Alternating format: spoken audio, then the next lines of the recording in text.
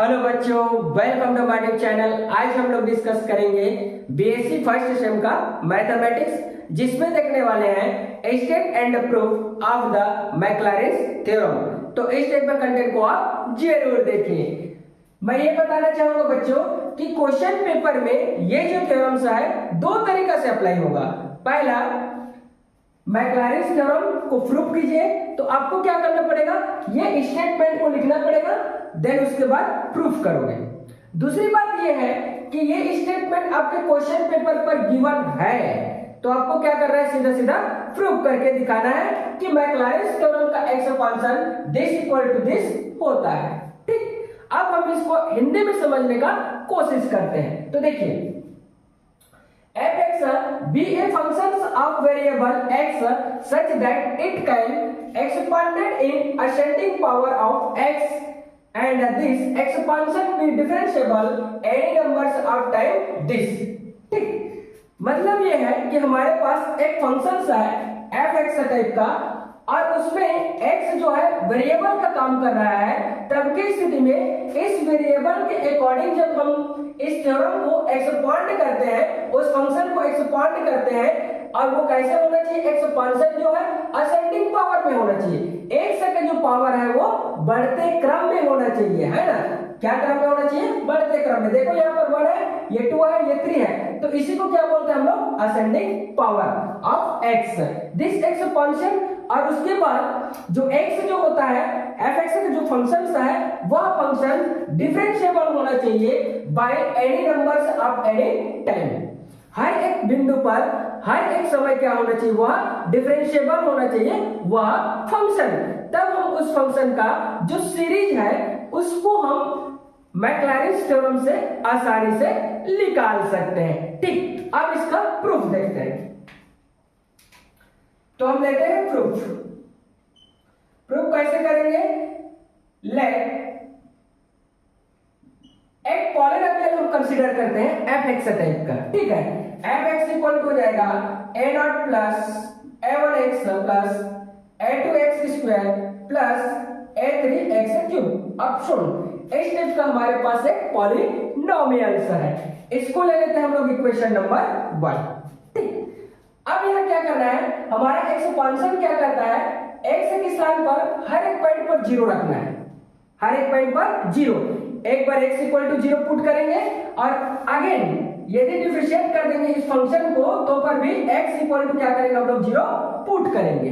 ठीक है ना। तो मेरा कहने का मतलब ये है कि उस फंक्शन में x इक्वल टू 0 रखना ही रखना है, उसके बाद डिफरेंशिएबल करके फिर 0 रखना है, सेकंड टाइम डिफरेंशिएबल करना है फिर 0 रखना है, फोर्थ टाइम डिफरेंशिएबल करना है फिर भी 0 रखना है। मतलब जो गिवन फंक्शन है, जो गिवन पॉलिनोमियल है, उसका हम लोग क्या करेंगे, सक्सेसिव उत्तरोत्तर अवकलन करेंगे। ठीक है ना। तो देखो, यदि मैं यहां लिखूं पुट x इक्वल टू 0, तो ये मिल जाता है f0 equal to a0 plus, ये तो 0 हो जाएगा, ठीक है, और प्लस a2 अगेन 0, मतलब इधर क्या होते जाएगा, 0 होते जाएगा।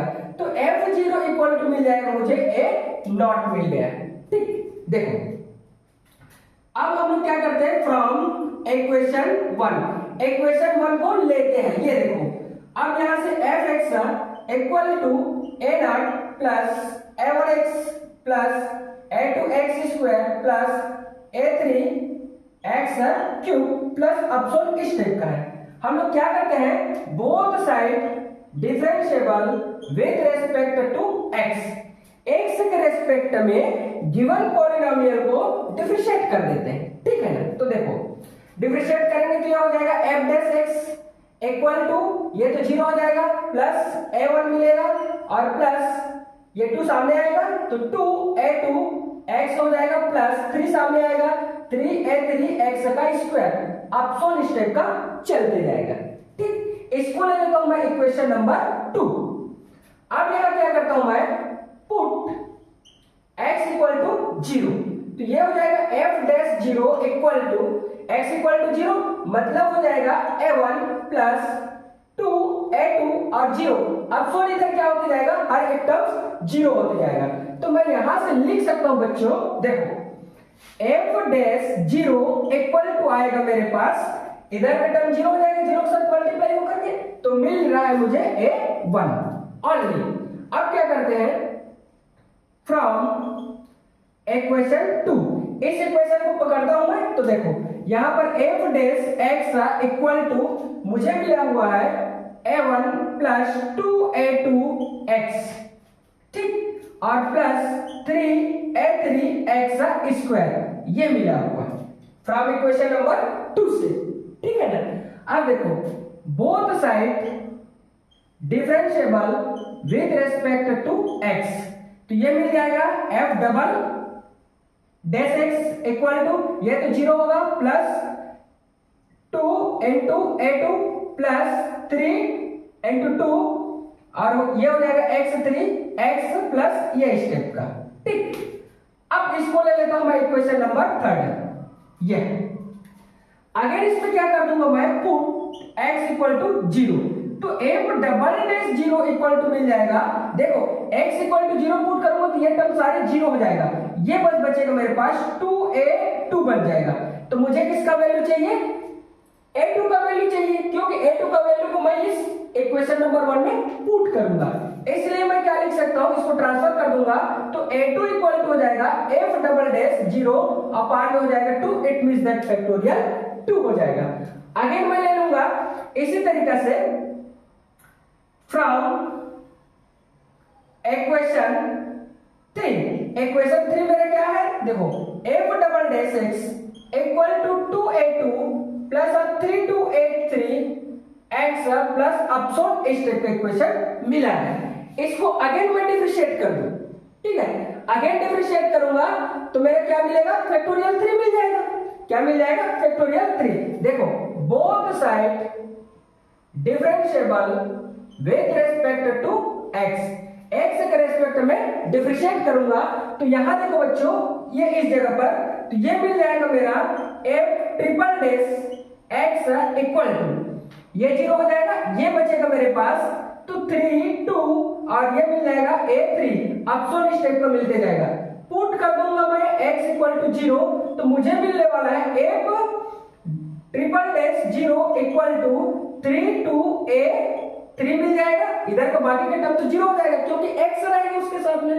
तो क्या मिल जाएगा, a3 इक्वल टू मुझे मिलने वाला है f ट्रिपल डैश 0 अपान में, इसको लिख सकता हूं मैं फैक्टोरियल 3, ये हो जाएगा। अब देखो आप यहां से मुझे मिला a3 इक्वल टू ये वैल्यू मिल गया, a2 का वैल्यू देखो आप ये मिल गया, और a1 का वैल्यू जो देखते हैं हमारा ये मिला है, ठीक है ना।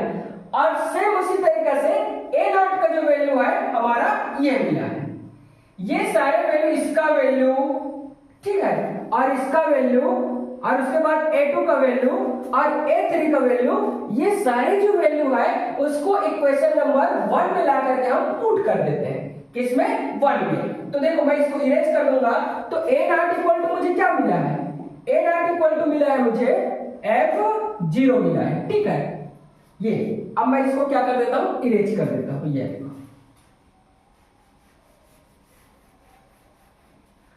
यहां लिखेंगे now a0 a1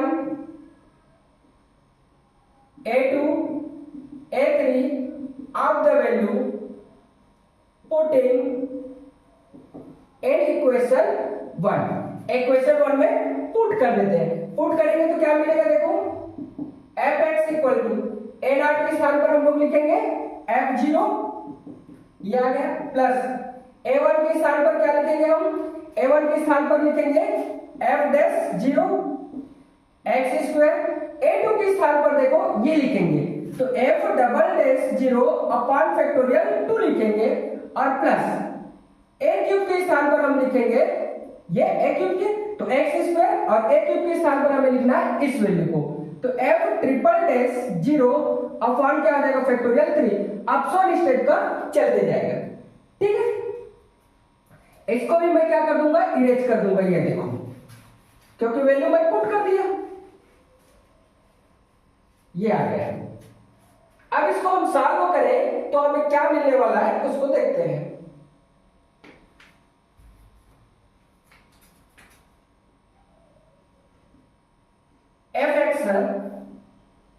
equal to F zero, इसको अच्छे से लिखने से क्या मिल जाएगा, एक्स एफ डैश जीरो। ठीक, इसको देखो x square upon factorial two F double dash zero लिख सकते हैं plus x cube upon factorial 3 और एफ ट्रिपल डैश जीरो लिख सकते हैं। अब सोल स्टेप पे क्या होते जाएगा, सीरीज मिलते जाएगा। तो बच्चों इस थ्योरम का यूज हम क्या करते हैं, जो एक्सपांशन जो थ्योरम्स है उसका, इस मैक्लॉरिन थ्योरम्स का उपयोग हम सीरीज एक्सपांड करने में करते हैं। तो जैसे कि हो जाएगा, यदि एफ एक्स हमारा फंक्शन है और e raise to the power x है, एफ एक्स है और इसका जो फंक्शन का वैल्यू है a raise to the power x है और ये फंक्शन है एफ एक्स है, इक्वल टू आप कुछ भी लिख सकते हो, एक्स स्क्वायर है और cos x है। इस टाइप को फंक्शन का जो सीरीज होता है उसको जानने के लिए हम मैक्लॉरिन थ्योरम का यूज करते हैं और इस सीरीज का एक्सपांशन फाइंड आउट करते हैं। ठीक, तो इस टाइप के कंटेंट को आप जरूर देखें और देखने के बाद यदि आपके लिए हेल्पफुल है तो प्लीज चैनल को सब्सक्राइब करके रखो, बेल आइकन को प्रेस करके रखो, अपने दोस्तों में अधिक से अधिक शेयर जरूर कीजिए। Thanks for watching.